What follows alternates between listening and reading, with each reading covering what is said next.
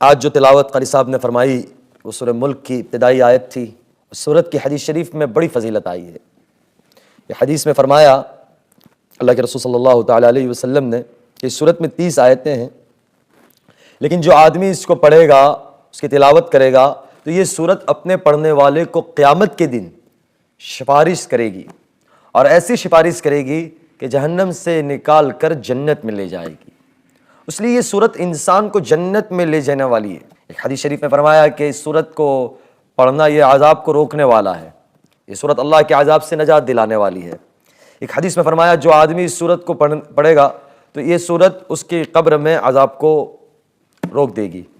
یہ سورت بہت فضیلت رکھتی ہے، اس لیے نبی کریم صلی اللہ تعالیٰ علیہ وسلم نے فرمایا کہ میرا دل یہ چاہتا ہے کہ یہ سورت تمام مسلمان کے دل میں موجود ہو۔ یہ کوئی مشکل نہیں ہے کہ لوگ اگر دن میں ایک آیت یاد کریں تو 1 مہینے میں پوری سورت یاد ہو جائے، اگر 2 دن میں یاد کرے 2 مہینے میں ہو جائے، 3 دن میں یاد کرے 3 مہینے میں ہو جائے، اور اس کو پابندی سے پڑھے۔ جو آدمی، یہ معمولات میں بتایا جاتا ہے کہ اسے سونے سے پہلے ضرور پڑھ لیا کرو، تو آدمی پڑھتے پڑھتے پڑھتے زبان پہ چل جاتی ہے، پھر یاد کرنا آسان ہو جاتا ہے۔ اللہ ہم تمام کو اس سورت کو یاد کرنے کی توفیق عطا فرمائے۔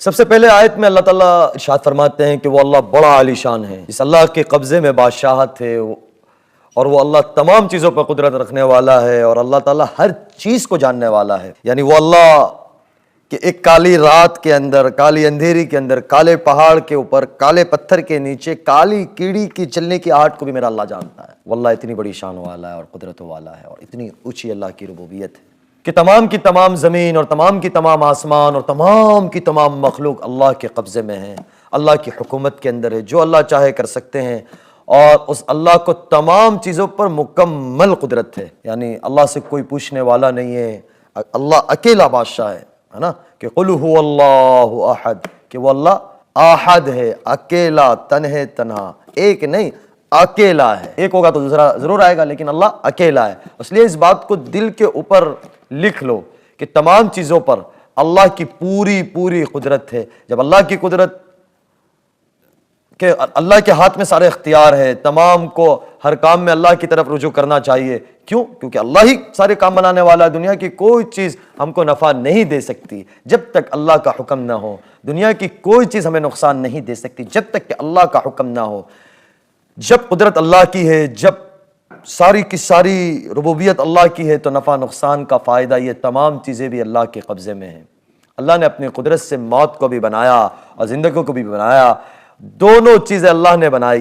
انسان کو اعمال کرنے کے لیے زندگی کی ضرورت ہے۔ زندگی ہوگی تو بندہ اعمال کرے گا، اگر زندگی نہ ہو تو اعمال کیسے کر سکتا ہے؟ اس لیے اللہ نے انسان کو زندگی عطا فرمائی، اور موت ایک ایسی چیز ہے کہ موت کی وجہ سے آخرت کی فکر کے اندر ہوتی، یعنی آخرت کی فکر آ جاتی، دل کے اندر آ جاتی ہے، دل کے اندر قرآن آ جاتا ہے کہ موت، ہر آدمی سوچتا ہے کہ یار مر جانا ہے، ہر آدمی کہتا ہے کہ ایک نہ ایک دن چلے جانا ہے۔ انسان کو اس بات کا احساس ہوتا ہے کہ یہ دنیا فانی ہے اور آخرت باقی ہے۔ اگر موت نہ ہوتی تو تمام انسان آوارہ ہو جاتے۔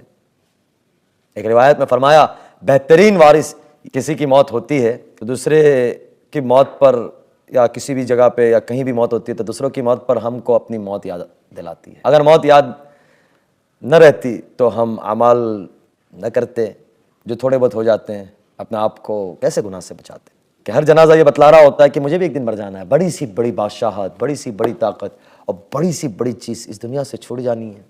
سکندر بھی چلا گیا، اور تیمور بھی، اور قارون بھی، اور حامان بھی، اور شداد بھی، اور بڑے بڑے آئے اور بڑے بڑے چلے گئے۔ موت نے کسی کو نہیں چھوڑا، نہ مجھے چھوڑے گی نہ آپ کو چھوڑے گی۔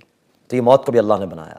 اس لیے کسی نے کہا ہے، اے میرے بھائی، جب تو کسی کا جنازہ اٹھاتا تو یاد رکھنا آج تو کسی کا جنازہ اٹھا رہا ہے، کل ایک دن ایسا بھی آئے گا کہ تیرا بھی جنازہ اٹھایا جائے گا۔ دوسروں کی موت پر تم کو اپنی موت یاد دلاتی ہے۔ موت کا مطلب کیا ہے؟ کہ انسان کی جو روح ہے وہ روح دنیا سے نکل کر دوسری دنیا میں چلی جاتی ہے، اس کو موت کہتے ہیں۔ ہر انسان پر دنیا میں آنے سے پہلے ایک لمبا زمانہ ایسا گزرا تھا کہ موت جیسی حالت میں ہوتا ہے، اس کی طرف ہماری توجہ کروائی گئی کہ انسانی زندگی کے ذریعے سے اپنے پیدا کرنے والے اللہ کی معرفت حاصل کر لے، اللہ سے قرب حاصل کر لے کہ اللہ میرا مالک ہے، اس اللہ نے مجھے پیدا کیا ہے، وہی اللہ جو مجھے روزی دیتا ہے۔ تو انسان کو زندگی کے ذریعے سے اپنے پیدا کرنے والے اللہ سے معرفت حاصل کرنا چاہیے اور اللہ سے رجوع کرنا چاہیے۔ انسان اس زندگی کے ذریعے آنے والی دوسری زندگی کو کامیاب بنانے کی کوشش کرتا ہے، وہ کرنی چاہیے، وہ آخرت کی زندگی ہے۔ ہم نماز پڑھتے ہیں تاکہ ہماری آخرت بن جائیں، ہم روزہ رکھتے ہیں تاکہ آخرت بن جائے، لوگوں کے ساتھ اچھا سلوک کرتے ہیں کہ ہماری آخرت بن جائے۔ تو اللہ نے اپنی قدرت سے موت کو بھی بنایا اور زندگی کو بھی بنایا۔ آگے اللہ تعالیٰ فرماتے ہیں کہ ہم دنیا کی زندگی اس لیے دی تاکہ تمہارا امتحان لے کہ کون اچھا اعمال کرتا ہے اور کون اس دنیا کے جمیلے میں الجھ کے رہ جاتا ہے۔ اس لیے حضرت عمر فاروق رضی اللہ تعالیٰ عنہ فرماتے تھے کہ اگر ایک مومن مالداری میں ہوتا وہ امتحان میں ہے، اور اگر غریبی میں ہوتا ہے تو بھی وہ امتحان میں ہے۔ کسی مالداری کے اندر امتحان یہ ہے کہ مال کے ملنے پر نافرمانی کرتا ہے یا یعنی نافرمانی کے اندر لگ جاتا ہے اور ناشکری کر کے اللہ کو بھول جاتا ہے، یا پھر مال والی نعمت پر اللہ کا شکر ادا کرتا ہے یا اللہ کی طرف وہ نکل کر یعنی دنیا سے نکل کر اللہ کی طرف آ جاتا ہے، یہ ایک امتحان ہے۔ اور غریبی کا زمانہ بھی اسی طریقے سے ہے کہ غریبی کے زمانے میں لوگوں کے سامنے فریاد کر کے اللہ کو بھولتا ہے، لوگوں کو بتاتا پھرتا ہے، یا مصیبت یا پھر جو حالات ہوتے ہیں اس پہ صبر کرتا ہے، یہ اس کا امتحان ہے۔ اس لیے ہم تمام کو دونوں حالات میں ہمیں اللہ کو نہیں بھولنا چاہیے۔ اس آیت سے پتہ چلتا ہے کہ اللہ نے جو یہ زندگی دی ہے وہ اس لیے کہ اللہ دیکھنا چاہتے ہیں کہ کون اچھے اعمال کر کے آتا ہے اور اچھے اعمال سے زندگی گزارتا ہے۔ یہ تھوڑی سی ایک بات سامنے آئی کہ سورہ ملک کے اوپر کہہ دے کہ یہ سورہ ملک کے اندر اللہ تعالیٰ نے بہت سارے ذکر کیے ہیں چیزوں کے، اور کوشش بھی کرنی چاہیے۔ علماء کرام فرماتے ہیں کہ سونے سے پہلے اس کو ضرور پڑھنا چاہیے۔ 2 رکوع ہے، 30 آیتیں ہیں، اور ایسے دیکھا جائے تو 3 صفحات ہے اور چوتھا صفحہ آدھا ہے۔ 3 یعنی صفحات ہے اس کے، 3 پیج ہے اور چوتھا آدھا پیج ہے۔ تو کوشش کرنا چاہیے، اگر شروع کرو گے تو 3 سے 4 منٹ لگے گی، لیکن اس سے کیا ہوگا کہ ہم قبر کے عذاب سے محفوظ رہیں گے، اللہ کے عذاب سے محفوظ رہیں گے، اللہ کی جو پکڑ ہے اس سے ہم محفوظ رہیں گے، اور ہمارے لیے آسانی ہو جائے گی اور قبر آسانی ہو جائے گی۔ سوچنا چاہیے کہ اگر ایک کمرے میں ہیں، اس کمرے میں رات کو لائٹ چلی جاتی ہے، اندھیرا ہو جاتا ہے، ہم لیمپ لائٹ میں سوئے ہوئے ہیں، آدھی لائٹ میں سوئے ہوئے ہیں، تو اس سے احساس یہ ہوتا ہے کہ لائٹ ہے۔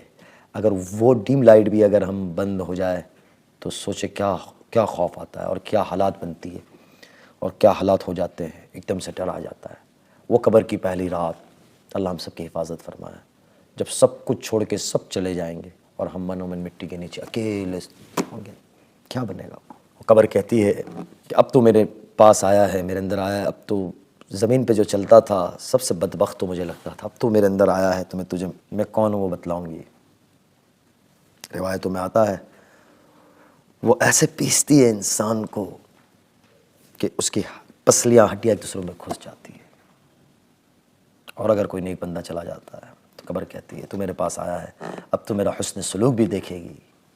زمین پہ جتنے چلتے تھے تو مجھے بڑا پسند تھا، اور وہ جہاں تک نظر جاتی ہے حد درجے وہ کشادہ ہو جاتی ہے۔ حضرت عثمان رضی اللہ تعالیٰ عنہ کے بارے میں آتا ہے، میں نے پہلے بھی شاید عرض کیا تھا کہ وہ قبرستان جاتے تھے، قبر پر سے گزرتے تھے، اتنا روتے تھے کہ داری آنسوں سے تر ہو جاتی تھی، اور فرماتے تھے کہ یہ قبر جنت کے باغوں میں سے پہلا باغ ہے اور جہنم کے گڑھوں میں سے پہلا گڑھا ہے۔ اللہ ہم سب کی حفاظت فرمائے۔ سوچے عزیزو، بہت سو کو اپنے ہاتھوں سے قبر میں اتارا، لکڑیاں رکھی، مٹی ڈالی، کھڑے رہے اور پانی ڈال کر آ گئے۔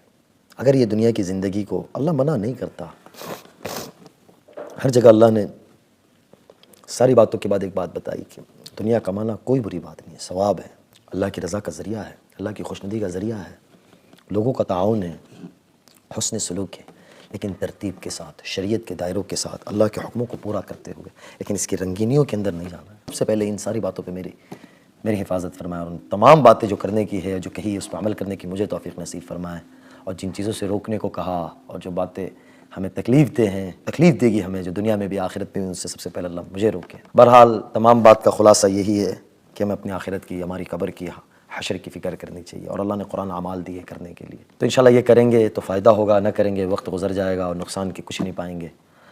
اللہ آپ سب کا حامی و ناصر ہو، انشاءاللہ پھر ملاقات ہوگی۔ جزاک اللہ، السلام علیکم ورحمۃ اللہ وبرکاتہ۔